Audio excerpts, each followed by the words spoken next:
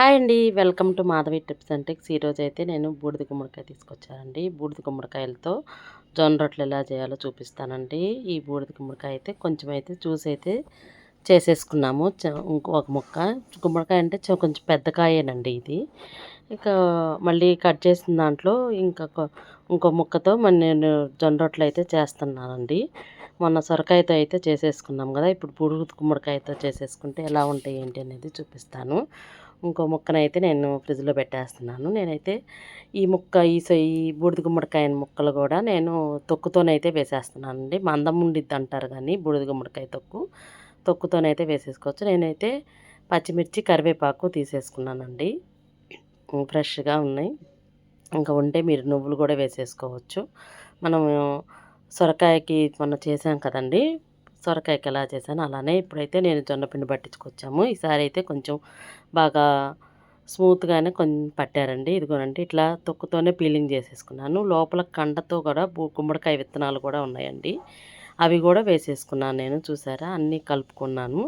ఇక జొన్నపిండి, గుమ్మడికాయ, పచ్చిమిర్చి, కరివేపాకు అన్ని ముక్కలు కోసేసుకొని నేను కరెక్ట్గా సరిపోయేటట్టు ఉప్పు కూడా వేసేసుకుంటున్నాను. ఈ రొట్టెలకి మనకి వేరే కొంచెం ఎప్పుడన్నా చేయలేనప్పుడు 2 కర్రీస్ చేయాలనుకున్నప్పుడు, కర్రీ చేయాలి, చపాతీ చేయాలనుకున్నప్పుడు అట్లా కాకుండా ఇట్లా ఒకే వెరైటీతో చేసేసుకున్న చాలా ఒక వెరైటీతోనే అయిపోయిద్దండి. మనం ముక్కలు కట్ చేసుకొని ఇట్లా వేసేసుకుంటే కర్రీ కూడా అవసరం లేదు, అంత బాగుండిద్ది.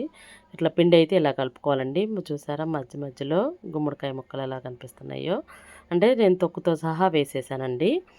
గుమ్మడికాయలో కూడా బాగా బీపీని తగ్గించిద్ది. చాలా విటమిన్స్, మినరల్స్ ఉంటాయంట. ఇప్పుడు అందరూ జ్యూసులు కూడా తాగుతున్నారు కాబట్టి ఇట్లా గుమ్మడికాయ ఆర్డర్ పెట్టుకునేటప్పుడు ఎక్కువ పర్సెంట్లో మనం ఒక్క ముక్క అనేది ఇట్లా రొట్టెల్లో కూడా వేసేసుకోవచ్చు. అంత ఒకేసారి జ్యూస్ చేసుకొని తాగలేం కాబట్టి పెద్దగా ఉంటాయి కాయలు.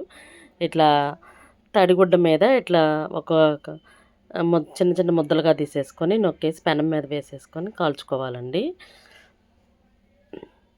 మనకి గుమ్మడికాయ ముక్కలు తగులుతూ ఉంటాయి కాబట్టి బాగానే ఈజీగానే వచ్చేసిద్ది రొట్టె కూడా.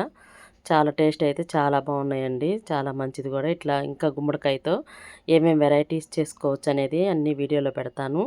నా ఛానల్ అయితే సబ్స్క్రైబ్ చేసుకొని అండి. ఇట్లా ఫస్ట్ అయితే కొంచెం ఈ పెనం మీద కొంచెం అయితే ఆయిల్ పట్టిద్దండి, తర్వాత ఎక్కువ ఏం పట్టదు. ఇక రొట్టె వేసేసుకున్నప్పుడు మధ్య మధ్యలో అట్లా ఘాట్లు పెట్టేసుకుంటే మనకి అనేది బాగా వేగిద్ది. చూసారా, అంతలా మరీ మాడిపోకుండా లైట్గా రోస్ట్ అయ్యేటట్టు ఎంత బాగున్నాయో. టేస్ట్ అయితే చాలా బాగున్నాయండి. నా వీడియో నచ్చితే లైక్ చేసి, షేర్ చేసి, సబ్స్క్రైబ్ అయితే చేసుకోండి.